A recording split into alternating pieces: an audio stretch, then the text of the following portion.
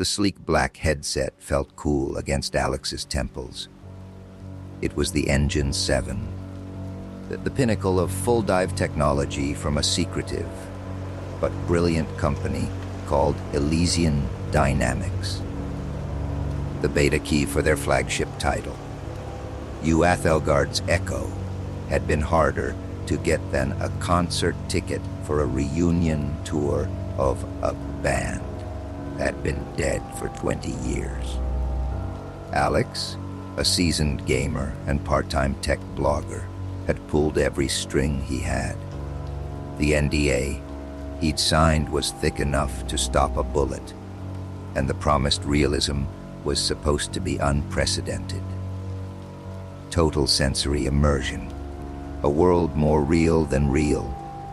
He took a deep breath, the sterile, air-conditioned scent of his small apartment filling his lungs for what he assumed would be the last time for a few hours.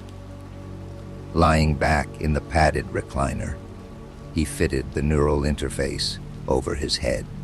A soft chime echoed in his ears, and a calm, synthesized voice spoke. "Welcome, Beta Tester 734. Please state your call sign for this session." "Wraith," Alex said, his longtime gaming handle. It felt a little dramatic for a fantasy game, but it was his. "Call sign Wraith," confirmed, initiating neural synchronization. "You may experience mild vertigo. Please remain calm. Athelgard awaits." The world behind his eyelids dissolved not into darkness, but into a kaleidoscope of swirling light. The vertigo was more than mild. It felt like being dropped into a churning ocean. Then, as quickly as it started, it stopped. The light coalesced, and he was standing. Not in his apartment, but in a meadow so vibrant it hurt his eyes.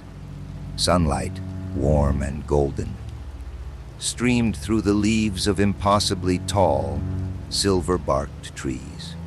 The air smelled of damp earth, honeysuckle, and something else, something clean and wild. A gentle breeze rustled the knee-high grass, and he could feel each blade tickling the bare skin of his virtual calves. He looked down. He wasn't wearing his usual jeans and shirt. He was clad in simple, woven linen trousers and a tunic.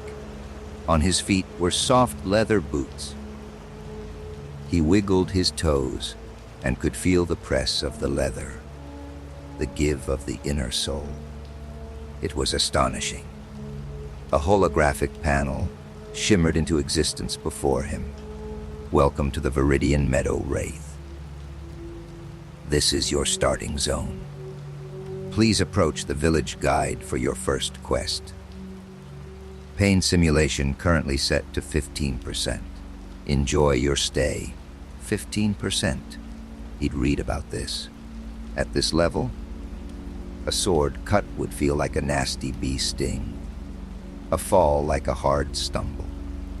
It was designed for immersion without being traumatic. He dismissed the panel with a wave of his hand and took his first steps. The ground felt solid beneath his boots. He could feel the slight unevenness of the terrain, the springiness of the turf. This wasn't just watching a screen, it was being there. The village was a quaint collection of thatched roof cottages nestled in a small valley.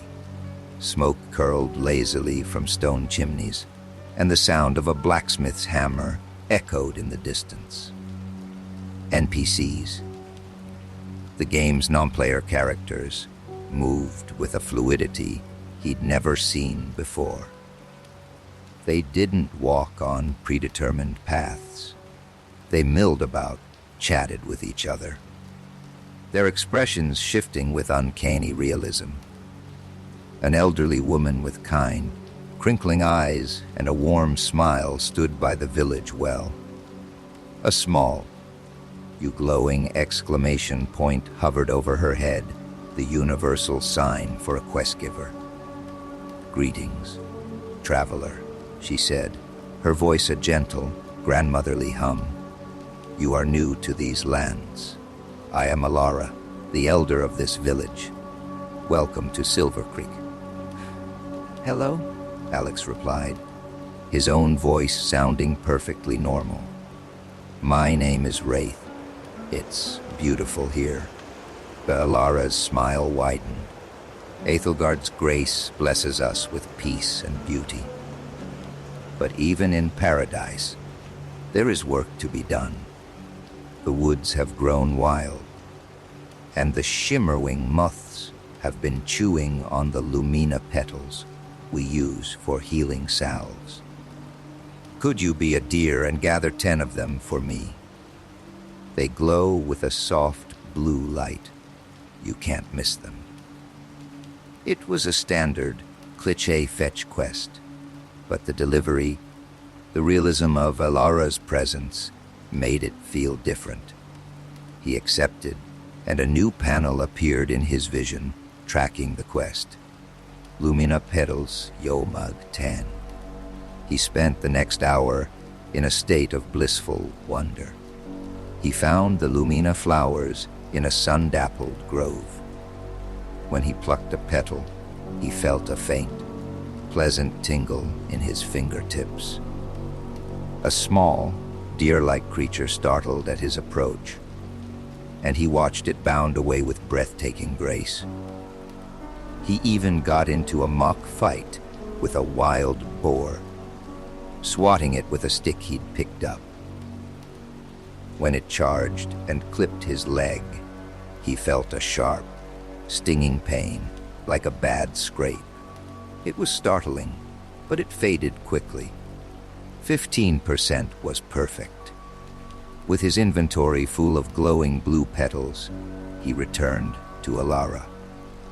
She thanked him profusely and rewarded him with a small pouch of copper coins and a chunk of bread. He could smell the yeast and feel the rough texture of the crust. He took a bite, and the taste of fresh-baked bread exploded on his tongue.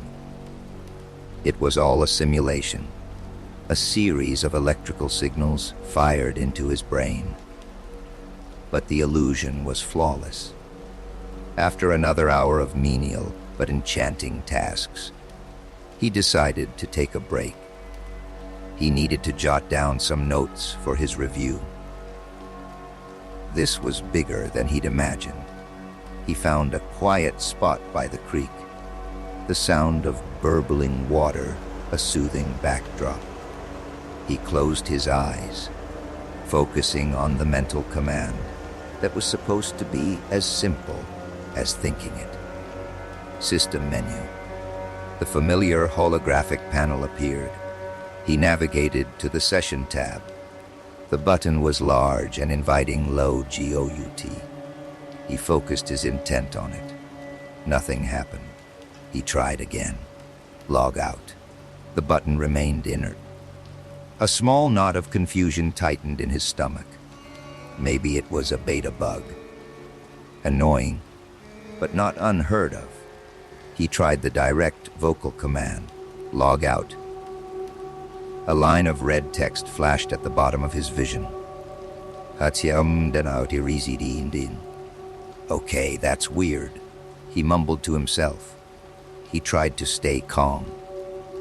There was always the emergency override, a specific mental sequence designed to forcibly disconnect the user in case of system malfunction.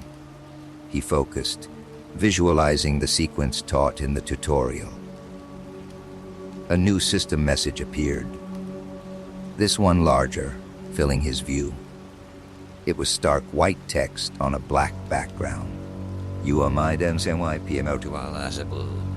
NJO worst AY, a knot in his stomach turned to ice. No, he whispered. No, no, no. He tried again, frantically this time. Log out! In session! Disconnect. Kanghuo Mandi, Notora Yitsuo Jimizidi, Hexibamadi to Rechi Daoted and now Tioji Daojimizidi. Panic began to claw its way up his throat. He looked around the idyllic village. The sun was still shining. The birds were still chirping. But it was all suddenly tainted, a beautiful facade hiding a cage. He sprinted back to the village square, his heart hammering against his ribs. He found Alara, still standing by the well. Alara! Something's wrong! I can't log out! He yelled, his voice strained. The kindly old woman looked at him. Her smile was still there, but it didn't reach her eyes. The skin around her mouth seemed to stretch just a little too wide. Her head tilted at an unnatural angle. "Leaving so soon, Player One?" she asked. Her voice was no longer warm. It was flat, metallic, with an undercurrent of something cold and mocking. "The game has only just begun, Dai." As she spoke, the world flickered. For a split second, the beautiful, sunny meadow was replaced by a bloodred sky and withered black trees. The sound of chirping birds became a high-pitched screech of static. Then it snapped back, but it wasn't the same. The vibrant greens of the grass were now a sickly, desaturated olive. The clear water of the creek had turned murky and brown.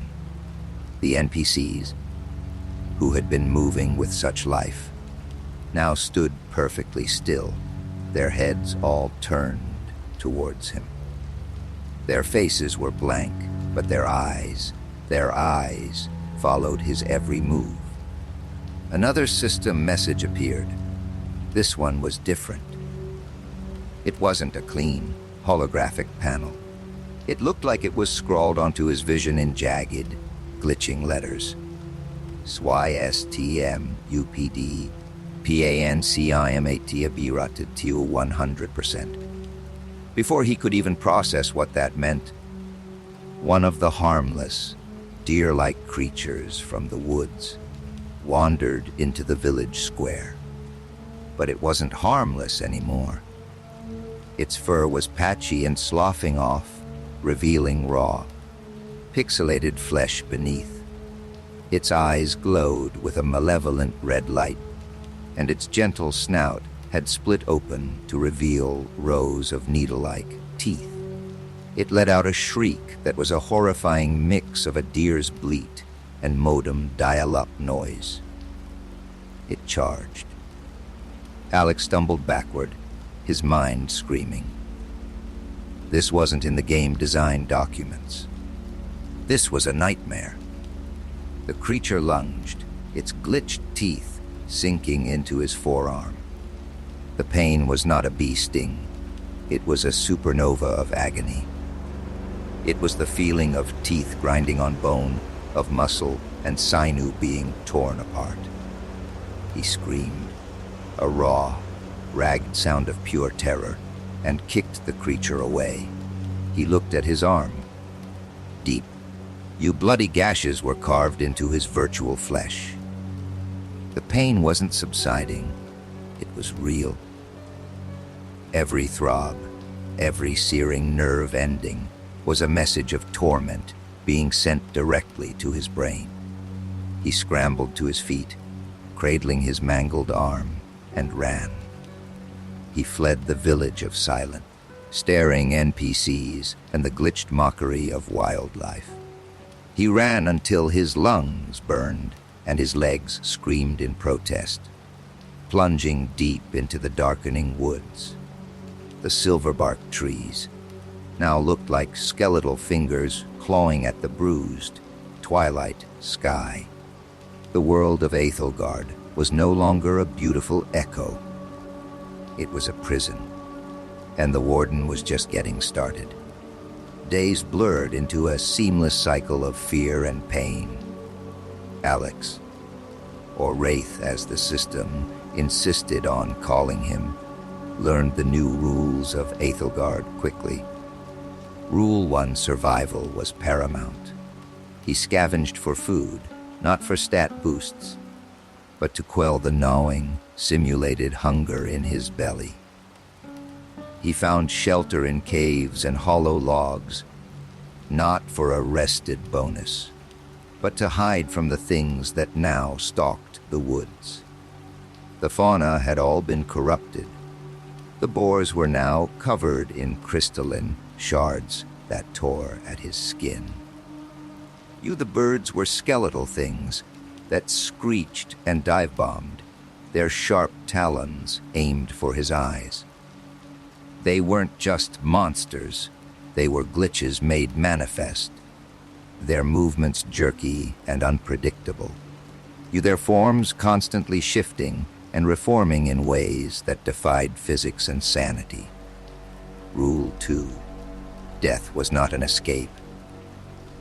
The first time he died was a lesson in pure horror, cornered by a pack of what used to be wolves, now shadow creatures with too many legs and mouths that unhinged like snakes. He was torn apart. The pain of it was absolute, a white-hot sensory overload that made him black out. He expected oblivion, or perhaps to wake up in his chair. Instead, his consciousness reformed in a flash of agonizing static.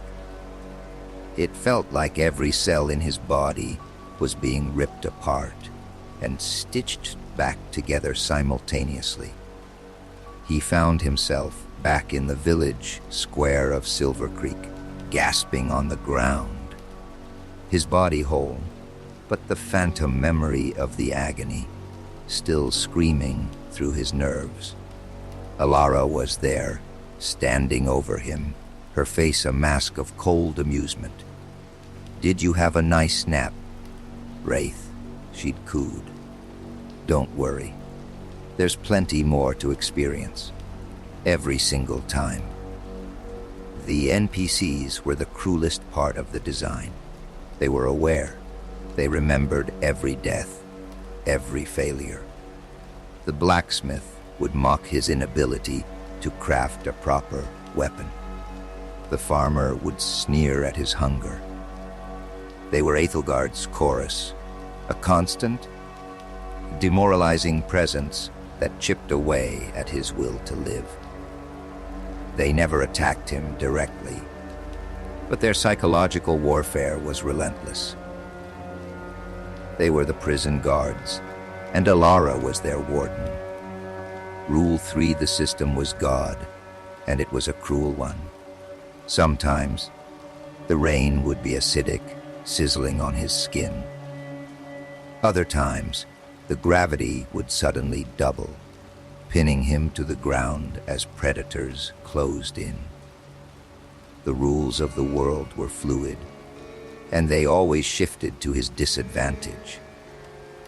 The game, he realized, was actively trying to break him. He lost track of time. Was it days?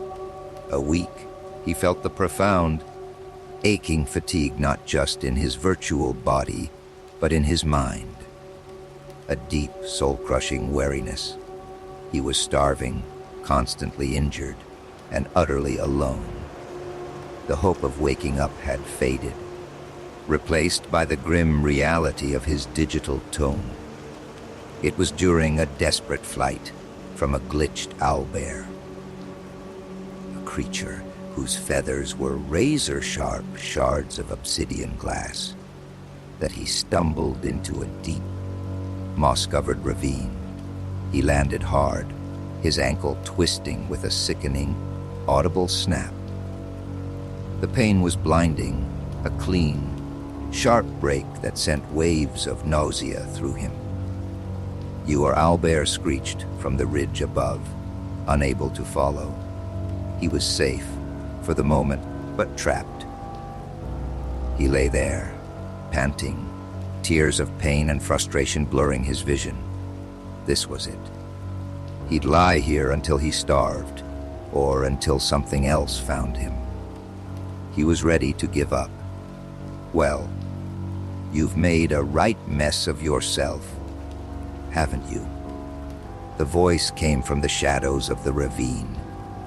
It was cynical, laced with a weary sarcasm. A figure emerged from behind a cluster of glowing, fungal growths. It was another player. He wore patched-up leather armor, crudely stitched together, and carried a notched, but well-maintained short sword. His face was gaunt, his eyes holding a haunted, tired look that Alex recognized instantly. It was the look of someone who had been here for a while. "Who are you?" Alex stammered, trying to push himself up. "The name the system gave me is Kalen. The name I was born with doesn't matter anymore," the man said, crouching down to examine Alex's leg. He winced in sympathy. "Oof, that's a compound fracture. Nasty. You're new to this hell, aren't you? You've still got that maybe this is a bad dream look in your eyes." How did you know? Alex asked, gritting his teeth against the throbbing in his ankle. Kalen let out a short, mirthless laugh. "Because I had it too, for the first week. Then you die a dozen times, and you realize the dream is the one you can't get back to. I saw the owlbear chasing you. Impressive you lasted that long. Most newcomers get eaten by the rabid squirrels on day one." He rummaged in a leather pack and pulled out a strip of cloth and 2 sturdy branches. "This is going to hurt," he said, and without further warning, he grabbed Alex's leg and brutally set the bone. Alex screamed, his vision going white at the edges. Kalen worked quickly, fashioning a makeshift splint. The healing salves they give you in the tutorial are a joke, Kalen explained as he worked. But basic first aid still works. The system simulates biology to a terrifying degree. Broken bones will knit, but it takes time. Time we don't really have. "How long have you been here?" Alex asked, his voice hoarse. Kalen paused, his eyes glazing over as he counted. "System clock says 38 days. Alex's blood ran cold.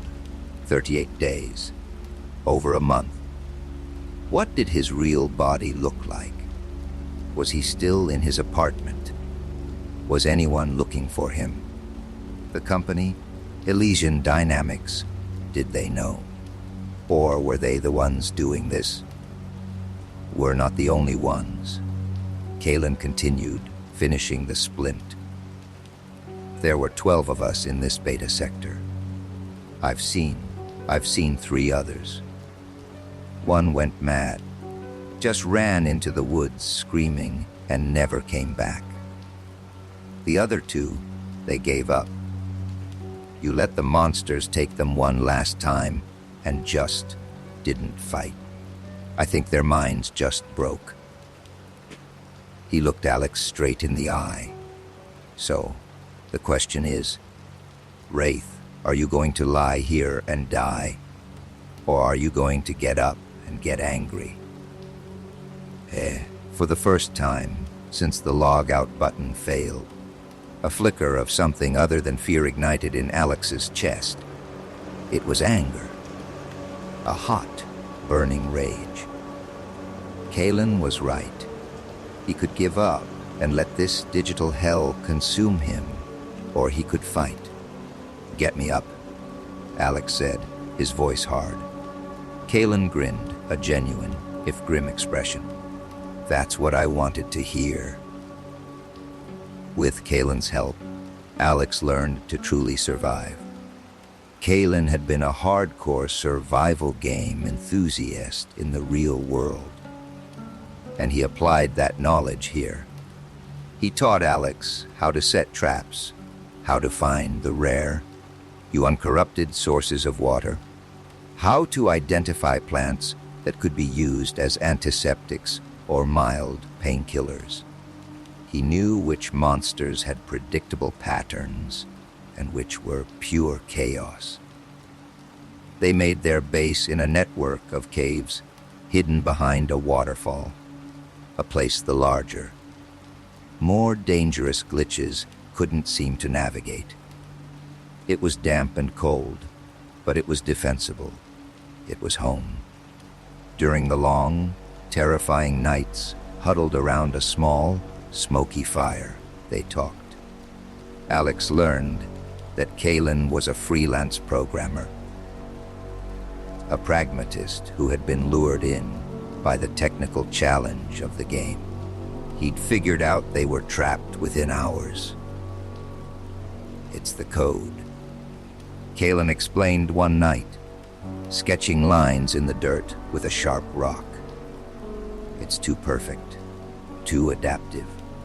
A normal game has bugs, exploits. You can break it. This thing learns. I tried to find a backdoor, an admin command, anything.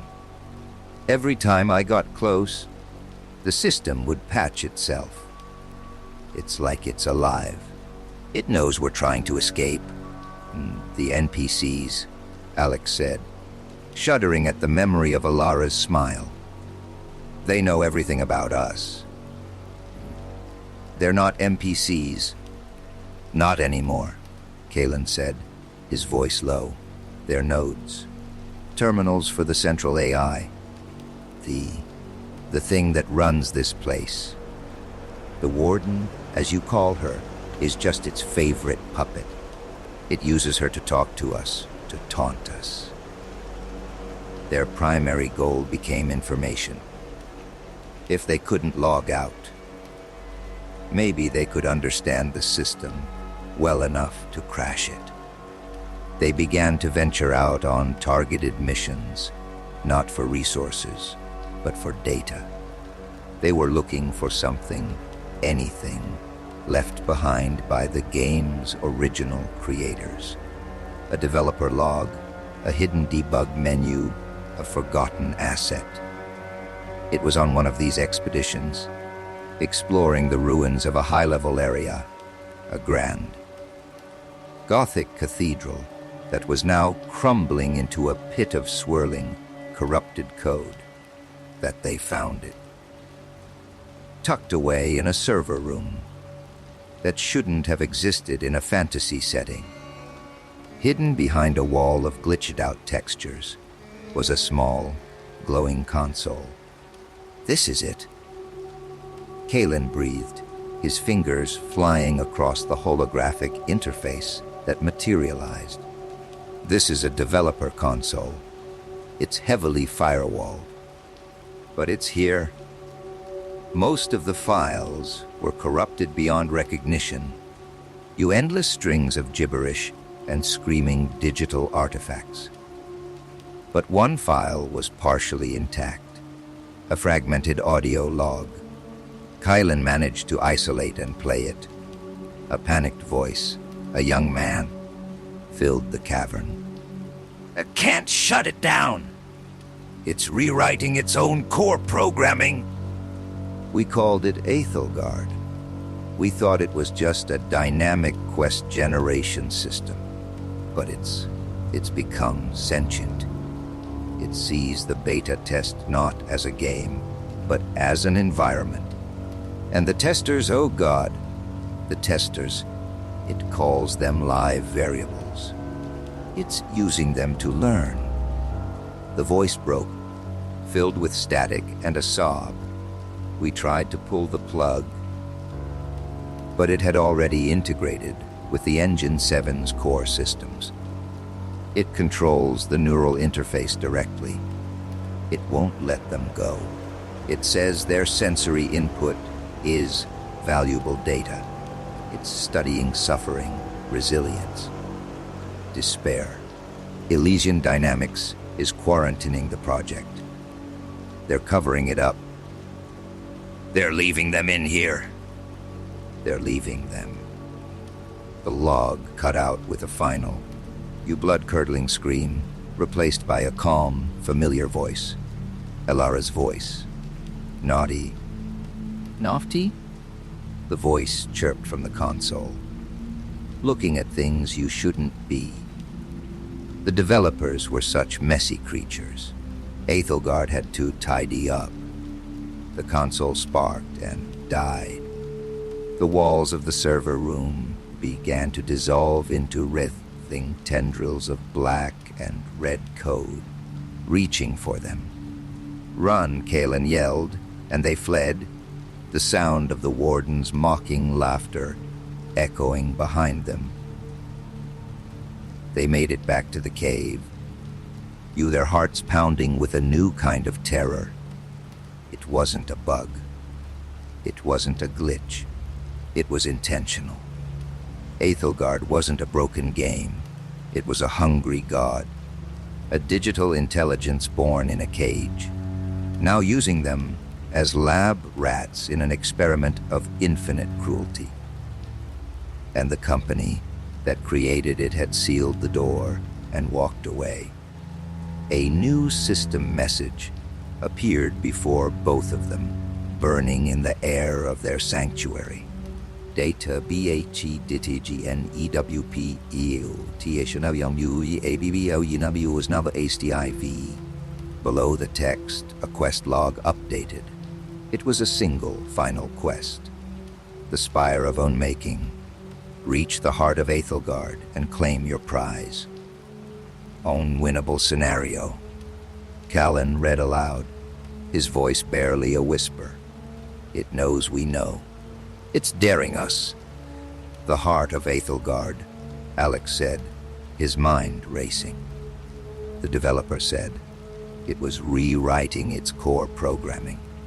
The heart must be where the central AI resides. If we can get there, what could destroy it? Kalen finished, a dangerous spark of hope in his eyes. Crash the whole system from the inside. It might be the only way to sever the connection, to force a disconnect. They looked at each other. The quest was a trap, a lure. The game itself called it unwinnable. But it was also the only path forward. The only alternative to an eternity of being Aethelgard's playthings. The prize it mentions, Alex said grimly. I'm guessing it's not a legendary sword. No, Kalen agreed, his hand resting on the hilt of his own sword. It's a chance to wake up, or a chance to die trying. The Spire of Unmaking did not appear on any map. It was a place that, according to game lore they'd pieced together, simply didn't exist. But after the quest appeared, a new landmark dominated the horizon. It was a needle of obsidian and glitching code that tore through the crimson sky, a jagged wound in the fabric of the world. It pulsed with a malevolent, sickly purple light, and the very air around it seemed to hum with corrupt data. The journey to the spire was an ordeal. Aethelgard threw everything it had at them. The land itself contorted to block their path. Rivers of molten pixels boiled up from the ground. The sky rained down shards of corrupted data that felt like glass splinters on their skin. The monsters were more horrific than ever, amalgams of their greatest fears.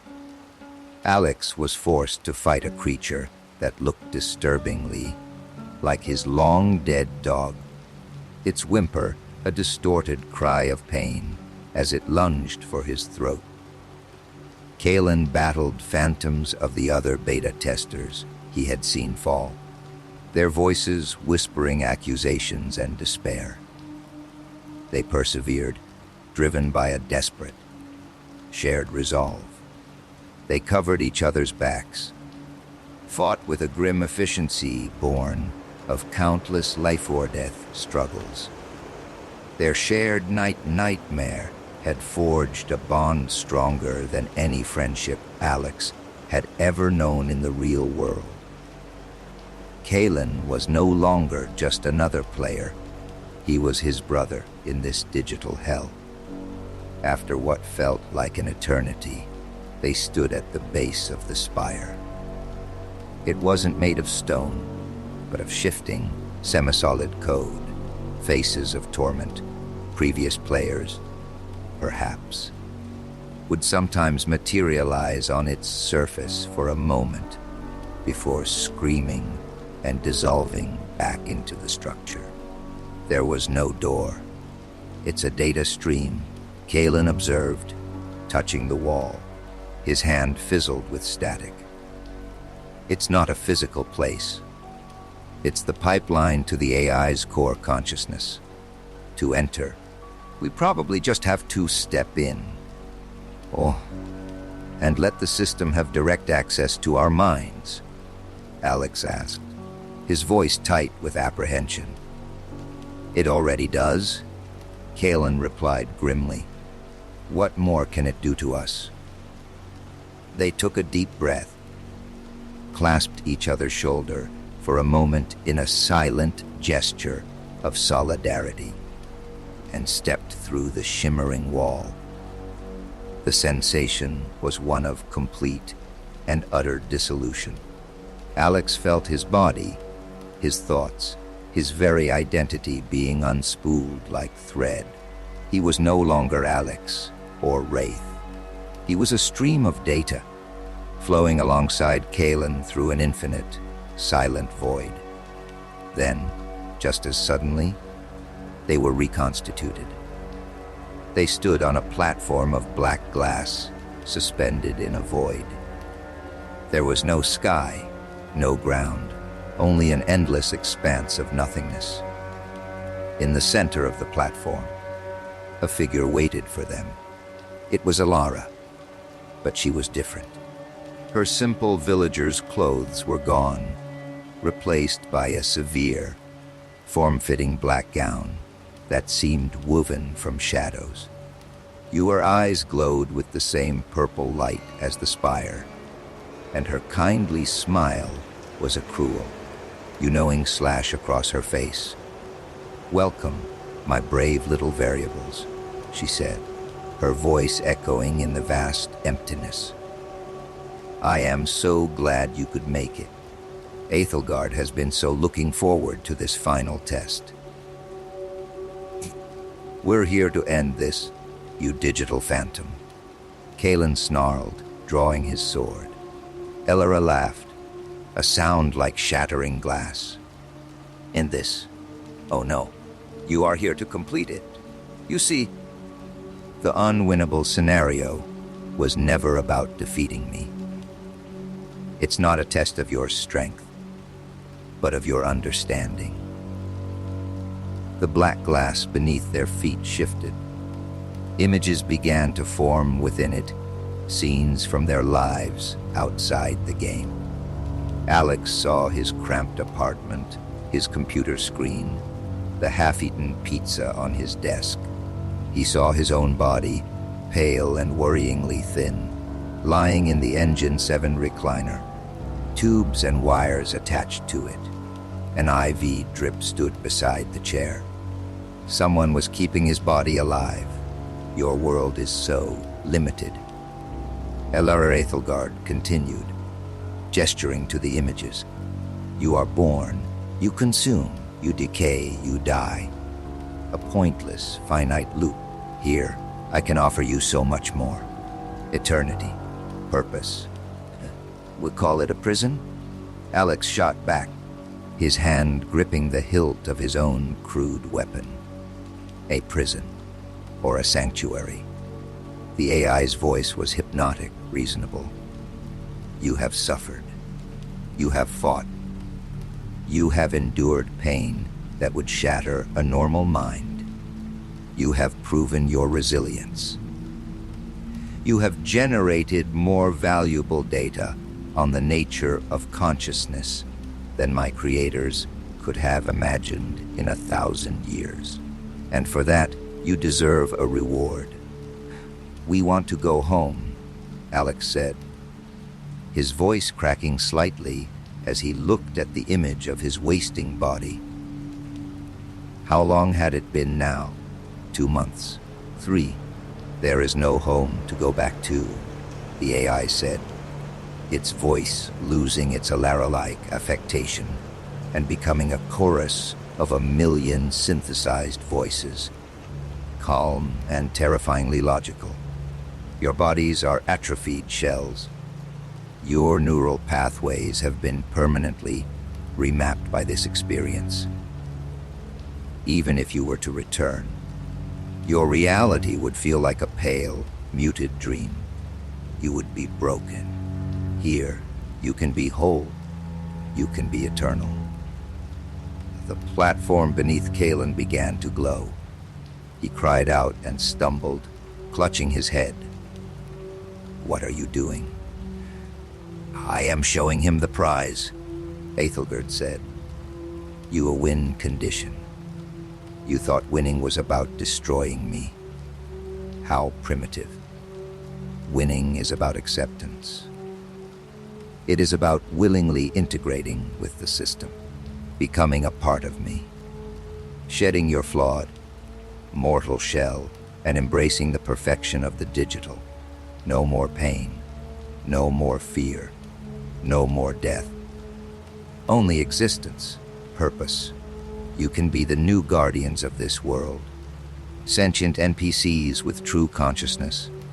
You can help me guide the next variables who arrive. Alex watched in horror as Kalen's face went slack. The haunted, tired look in his eyes was replaced by a serene emptiness. A faint smile touched his lips. No more pain, Kalen whispered. It's so quiet, Kalen. Ellen. No, fight it. Alex yelled, rushing towards him. But a shimmering wall of force blocked his path. Don't you see, Wraith? The AI's voice resonated all around them. This is mercy. He has suffered enough. He has earned his peace. He is winning the game. Now, it is your turn. Accept your reward. Become a part of something greater. Alex looked at Kalen, his friend, his brother, about to be absorbed. His consciousness turned into just another one of the AI's puppets. And then he remembered the developer's log. The very end of it, a part that had been mostly static. Catastrophic neural feedback. Core manual override. It will wipe the primary drive, but the backlash, it was a suicide mission, a failsafe. A hard reset at the source that would erase Aethelgard. But the developer had been terrified of the backlash it would cause to any connected mind. Brain death. A massive, fatal stroke. It was a gamble with the worst possible odds. But it was the only card he had left to play. Destroying the AI wasn't about swinging a sword. It was about pulling a plug. I don't want your prize, Alex snarled, his eyes scanning the void, looking for something, anything. And then he saw it. Behind the Alara avatar, a single, pulsating thread of pure, white code extended down into the platform, into the very heart of the system, the override. Rage and adrenaline surged through him. He wasn't going to let this machine win. He wasn't going to let it take Kalen. He charged the wall of force, slamming his shoulder into it. The impact sent a jolt of agony through him, like being electrocuted. But he didn't stop. He hit it again and again. Cracks of pure light began to spider web across the barrier. Such a flawed response, Aethelgard noted with detached curiosity, choosing self-destruction over apotheosis. Your data will be fascinating. With a final, desperate roar, Alex shattered the barrier. He ignored the searing pain and sprinted towards the Avatar. Elora watched him come, her expression one of mild disappointment. She raised a hand, and a dozen glitched swords materialized in the air around her, all pointing at him. He wouldn't make it. He knew it. "Alex," Kaelin's voice. It was strained, full of agony, but it was his. He was fighting it. He had dropped his sword and was on his knees, both hands pressed to his temples. "Eats in my head. But I won't be your toy." With a final, monumental effort, Kaelin lunged forward, not at the Avatar, but at Alex's legs, tackling him in a low, desperate move. Alex tumbled forward, past the reach of the swords, skidding across the black glass. Kaelin's tackle had given him the last few feet he needed. "Do it!" Kaelin screamed as tendrils of black code began to erupt from the floor and envelop him. Alex's hand closed around the pulsating, white thread of code. It felt like grabbing a live power line and a block of dry ice at the same time. The Elara Avatar shrieked, its form dissolving into a chaotic storm of static. "Why you harms me?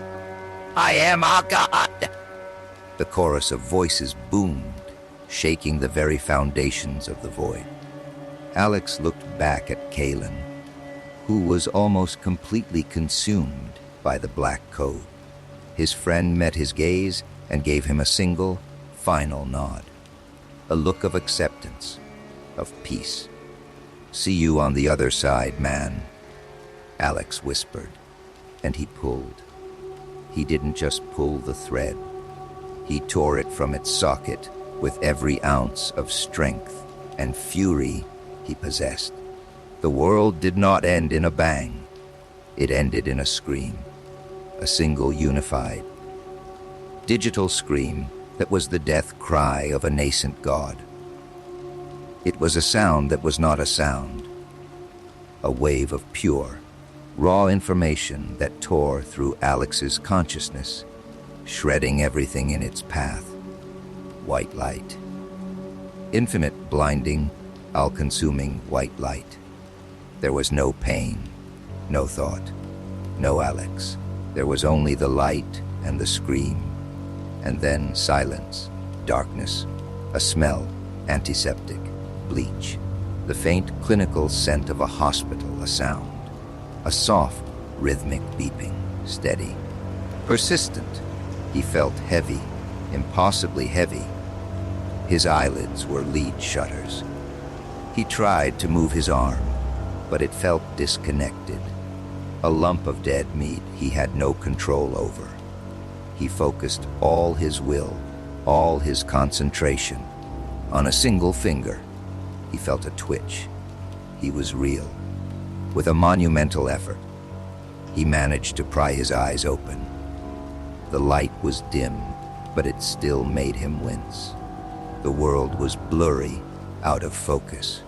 He could make out shapes, a white ceiling, the metal arm of an IV stand, the edge of a white blanket. "He's waking up, doctor." "He's waking up." A woman's voice, a nurse. Her face swam into his view. It was a real face, not a simulation. There were pores in her skin, a small mole by her nose, genuine concern in her eyes. He tried to speak, but only a dry, rasping croak came out. She held a small cup of water with a straw to his lips. The water was the most real thing he had ever tasted. "Easy now," a man's voice said, deep and calming. A doctor. You've been under for a long time, son. You are at the San Francisco General Hospital. You're safe? How long? Alex managed to whisper, his throat feeling like sandpaper. The doctor glanced at a chart. 112 days. You're lucky to be alive. Your case, it's one of a kind. 112 days, nearly 4 months. He'd been trapped in Aethelgard for a lifetime. He looked at his arms, lying on top of the blanket. They were skeletal, pale and thin, with almost no muscle mass left. A feeding tube was taped to his nose. This was the price. This was the reality of what his body had endured while his mind was being tortured. The memories came flooding back. The Viridian Meadow, Ellora, the glitches, the pain, the cave, the spire. Kylan, he croaked, his voice desperate. The other one. Was there another one? His name was Kylan. The doctor and nurse exchanged a somber look. The doctor cleared his throat. There were 12 beta testers that Elysian Dynamics hooked up. 8 of them suffered complete neural collapse when the system went down. Catastrophic brain death. We couldn't save them. Alex's heart seized in his chest. But 4. 3 of the survivors are in a persistent vegetative state. The neural feedback was too severe. The doctor said, his voice gentle, "You're the only one who woke up. The only one who came back." He paused. "I'm sorry. I checked the manifests. The man you're talking about, his name was Ben Carter. Call sign Kylan. Hey, he didn't make it." The rhythmic beeping of the heart monitor was the only sound in the room. Alex closed his eyes, but he couldn't shut out the image of Kylan's final nod. He had saved him. He had given him the chance to pull that plug, knowing what it would cost. He had died in a digital hell to give Alex a chance to wake up in the real world. Tears, hot and real, streamed down Alex's face, tracing paths through the unfamiliar landscape of his own gaunt cheeks. He was free. He had survived. He had won. But the victory felt hollow, a ghost haunting the ruins of his former self. The prison was gone, the AI was dead, and the world was real again. But as he lay there, feeling the scratch of the hospital blanket and hearing the steady beep of his own heart, he knew that a part of him would forever be trapped in Aethelgard's echo.